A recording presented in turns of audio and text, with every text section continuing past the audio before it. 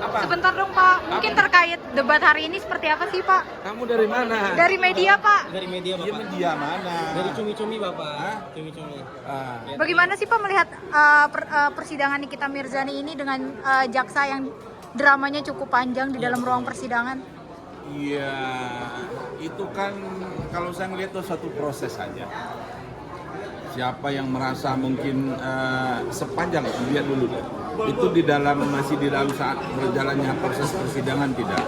Nah, ini kan kembali kalau dalam proses persidangan itu kan kembali kepada hakimnya. Kalau dibiarkan oleh hakim nggak ada masalah kan dia jalan-jalan aja. Jadi demikian kalau menurut saya kita lihat aja. Oh itulah dinamikanya kita untuk menegakkan keadilan dan keadilan. Nah, kalau ada yang dilanggar, ada pihak merasa dilanggar suatu aturan tertentu, kan ada ya.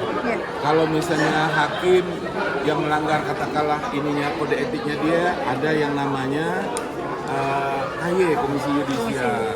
Kalau jaksa ada yang melanggar itu, ada yang namanya Komja, Komisi Kejaksaan. Kalau advokat kan ada juga yang kode etiknya dia, dilihat aja. Yang kira-kira yang ini udah apakah masih dalam batas-batas yang mana, itu aja ukurannya. Kalau masih tata tertib tentu kan persidangan hakim, tapi kalau para orang ini udah melanggar rasanya itu apakah hakimnya, apakah jaksanya atau advokatnya, masing-masing kan ada perkumpulannya mereka, itu bisa ditanyakan ke situ, dilihat di situ, diselesaikan di situ. Perihal yang ramai-ramai bahwa terdakwa menyebut adanya suap, itu sebaiknya kemana sih Pak kalau ada jaksa yang menerima suap dan lain-lain seperti itu? Iya, tentu kalau mengenai masalah suap, ini kan suap itu jelas suatu tindak pidana, ini kan dugaan dia. Iya. Laporannya kemana? Kalau suap ini berkaitan dengan tindak pidana korupsi, itu ada 3 penegak hukum kita yang mungkin bisa menerima laporan tentang tindak pidana korupsi, bisa polisi, bisa jaksa, bisa KPK. Iya. Jadi bisa ada 3 ini.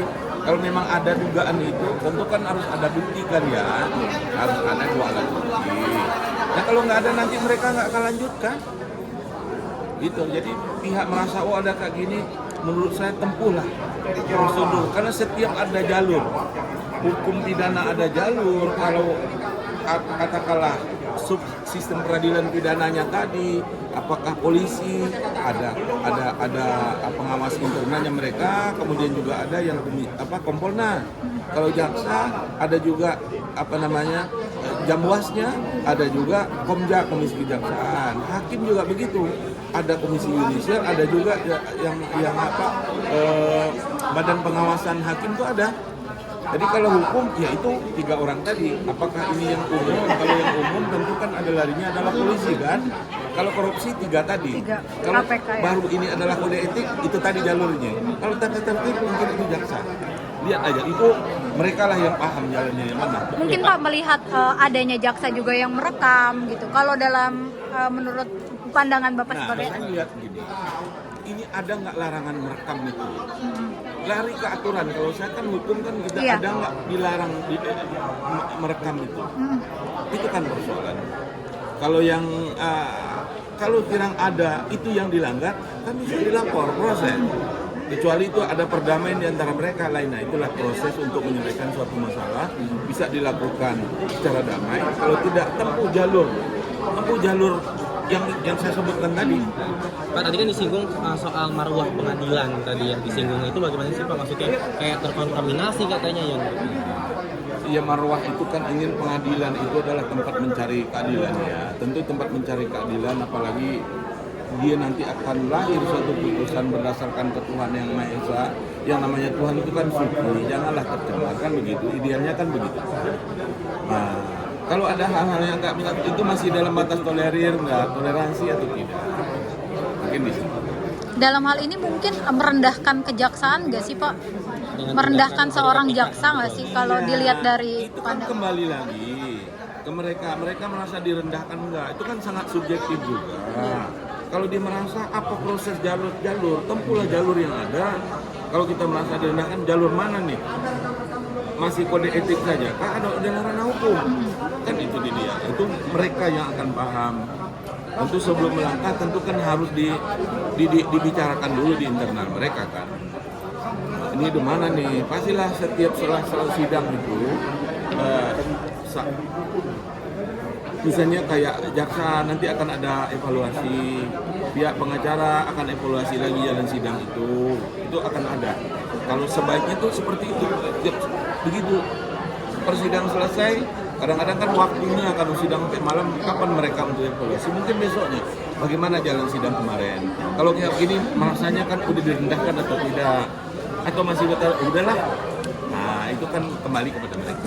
Kalau dari pandangan Bapak sendiri ini kan maksudnya sedikit banyaknya terdakwa ini selalu menghina juga secara pribadi kepada jaksa penuntut umum ini. Ini bisa memperberat juga hukumannya nggak sih? Nah, kalau itu kan persoalan lain. Ya, kalau yang ada nggak, dia ini kan orang itu kalau penghinaan ini kalau menuju kepada pribadi, penghinaan itu namanya delik aduan. Kemarin dia, kalau dia merasanya dia akan adukan. Nggak boleh orang lain merasa kita penonton ini dihina, kita adukan, nggak bisa. Yang bersangkutan. Nah kalau bersangkutan nggak merasa dihina ataupun dihina, biarin aja lah. EGP misalnya kalau itu kan emang gue pikirin gitu kan. Misalnya orang yang nggak mau nyari-nyari masalah lagi, kalau kayak begini ya udah selesai aja lah ini. Biarlah masyarakat yang menilai, kan ada juga kan. Nah kalau masyarakat pasti itu adalah namanya sanksi sosial, bukan sanksi hukum. Kan kalau hukum dia akan tempuh prosedur tadi, diadukan. Kalau nggak dia biarkan, biarlah masyarakat. Nah kalau bicara ada masyarakat, pasti nanti udah akan ada dua, ada pro dan kontra. Mana yang banyak pro dan kontra itu kan harus ada penelitian tuh. Paling tidak akan itu muncul ujungnya, nanti ada setuju, ada yang tidak setuju. Itu biasa. Janganlah misalnya ini yang nggak setuju itu saling kita juga menimbulkan masalah hukum yang lain. Kalau saya mengimbau demikian, ya sudah kita berbeda. Siapa yang mengikat? Ya hakim, putusan hakim. Gitu. Tapi melihat terakhir mungkin Pak, melihat perdramaan ini di ruang sidang hal yang wajar atau perlu di warning juga nggak sih? Tentu kita mengimbau sih boleh ya. Iya. Tapi paling tidak kan, oh iya memang ada begini ya dinamikanya. Kita lihat aja, karena bisa berkembang, nilai-nilai, kembalikan nilai-nilai masyarakat lagi. Kalau dulu kayak begini, sekarang mungkin begini plus. Itu masih diterima, kembali lagi penerimaan yang idealnya bagaimana sih? Ini kan bergerak terus nilai itu, ini pantas, ini nggak pantas, itu pasti berubah setiap saat. Itu.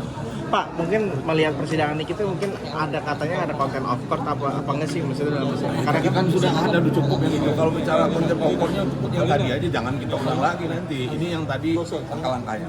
Nggak mungkin bilang, pasti akan berbeda. Ini mengatakan ada, mungkin yang nggak ada, ini katakan tidak ada.